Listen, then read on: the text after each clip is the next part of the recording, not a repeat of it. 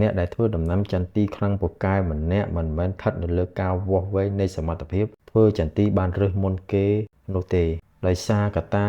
អាកាសធាតុស្ថានដីភូមិសាស្ត្រនិងទឹកភ្លៀងក្នុងកំឡុងខែ11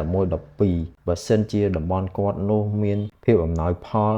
ខែ11 12ពុំមានភ្លៀងដីដាច់សំណើមមុនការថែទាំរបស់គាត់ក៏បានមុនគេដែរអញ្ចឹងគឺគាត់ធ្វើប្រកាសណាស់នឹងបានរើសមុនគេប៉ុន្តែចំណុចដែលសំខាន់បំផុតនោះគាត់ស្ថិតនៅក្នុងដំណាក់កាលអាកាសធាតុសមស្របហើយសីតុណ្ហភាពមិនលើសពី35 អង្សាហើយអត់មានភ្លៀងកក់ខែហើយគាត់ធ្វើចំណាយអស់ច្រើនទទួលបានទិន្នផលតិចប្រាក់ចំណេញបានតិចនោះហើយទើបជាចំណុចខ្សោយរបស់គាត់ចាត់ទុកថាគាត់មិនមែនជាអ្នកមានសមត្ថភាពក្នុងការធ្វើចន្ទីនោះទេដល់កំឡុងខែ2ខែ3ខែ4អាកាសធាតុក្តៅខ្លាំងដីអត់មានសំណើមមានភ្លៀងកក់ខែមកគាត់ធ្វើមិនកើតតាំងបន្ទោសនៅលើទឹកភ្លៀងនៅលើធម្មជាតិអញ្ចឹងធម្មជាតិរងចាំតែទទួលនៅសម្ពាធដែលពួកគាត់ដាក់បន្ទុកឲ្យគ្រប់ពេលវេលាអញ្ចឹងខំភ្លៀងជួយឲ្យមានសំណើមដើមមានទឹកសម្រាប់រស់រានមានជីវិតហើយទៅជារងសម្ពាធអំពីអ្នកបច្ចេកទេសមួយចំនួនទៅវិញចំណែកអ្នកដែលប្រើប្រាស់ថ្នាំបាញ់បង្ខំឬមួយអុកម៉ូនថ្លៃៗមួយចំនួនដើម្បីបាញ់នៃការបង្ខំបញ្ជីឲ្យវាចេញជាក្តឹបបានច្រើននោះក្នុងមួយចកោមអាចមានលើសពី10គ្រាប់ឡើងទៅនោះគោមិនទាន់អាចចាត់ទុកថាជាអ្នកមួយដែលខ្លាំងកម្ពូលនោះដែរដោយសារយើងបានប្រើប្រាស់នៅអុកម៉ូនបង្ខំឲ្យវាចេញអញ្ចឹងយើងត្រូវឆ្លងកាត់នៅក្នុងដំណាក់កាលវគ្គជំរុះនៃកោសិកាវគ្គជំរុះដោយអាកាសធាតុហើយនឹងទឹកភ្លៀងនៃហៅថាភ្លៀងកក់ខែនោះវានឹងជ្រុះអស់នៅសល់តែមួយចកោម1គ្រាប់ឬ2គ្រាប់ឬ3គ្រាប់តែប៉ុណ្ណោះហើយម្យ៉ាងទៀតបើសិនជាក្តឹបនោះវានៅជាប់ច្រើនលើសពី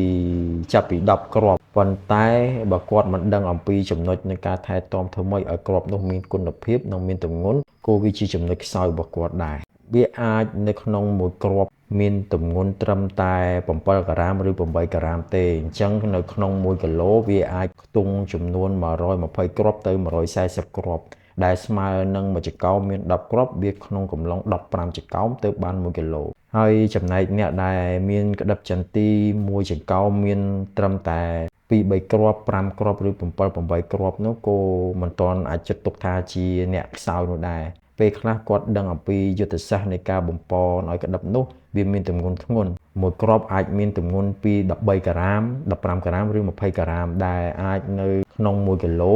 អាចមានចន្លោះគ្រាប់ខ្ទង់50គ្រាប់ទៅ70គ្រាប់ជាងតែប៉ុណ្ណោះគឺស្មើនឹង1គីឡូដែរអញ្ចឹងកម្រិតខុសគ្នាវាខុសគ្នាពាក់កណ្ដាលដែរក្នុងមួយចកោមមាន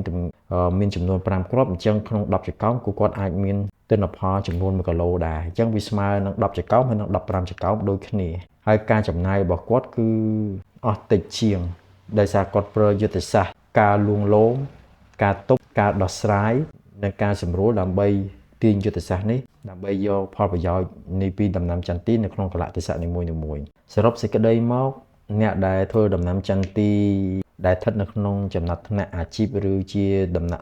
ណាត់ថ្នាក់នៃអ្នកកម្ពុជានៃឯកទេសធ្វើដំណាំចន្ទីមិនមែនជាអ្នកដែលមានបច្ចេកទេសតិចតួចមានចំណេះដឹងហើយនឹងការស្គាល់ថ្នាំសម្រាប់ប្រើប្រាស់ក្នុងការធ្វើដំណាំចន្ទីនោះទេគឺអ្នកដែលខ្លាំងបំផុតគឺជាអ្នកដែលមានបទពិសោធន៍យល់ច្បាស់យ៉ាងស៊ីជម្រៅអំពីដំណាំចន្ទីនិងការបត់បែននិងការផ្លាស់ប្ដូរនៃឥរិយាបថរបស់ដំណាំចន្ទីនីមួយៗទៅតាមកលៈទេសៈហើយគាត់អាចដោះស្រាយបាននៅក្នុងស្ថានភាពមិនសមស្រប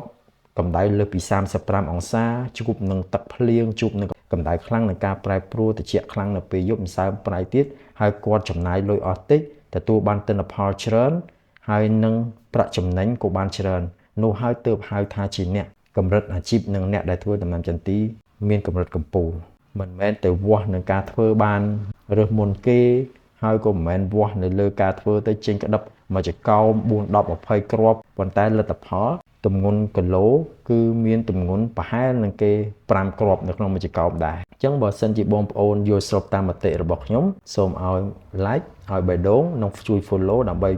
ជាបទពិសោធន៍មួយហើយក៏ជាការចែករំលែកនៃចំណេះដឹងនេះជូនដល់ពុកម៉ែបងប្អូននៃម្ចាស់ចម្ការដទៃទៀតដើម្បីស្វែងយល់និងវិភាគនៃអត្ថន័យរបស់ខ្ញុំនេះហើយម្យ៉ាងទៀតបើសិនជាបងប្អូនមិនយល់ស្របបានន័យថាបងប្អូនមិនយល់អំពីអត្ថន័យរបស់ខ្ញុំក្នុងការបកស្រាយទេបងប្អូនអាចចូល comment ឬមួយអាចខលសួរខ្ញុំតាមលេខខាងក្រោមនេះខ្ញុំនឹងបកស្រាយជូនដើម្បីឲ្យបងប្អូនយល់ពីអត្ថន័យមួយនេះសូមអរគុណ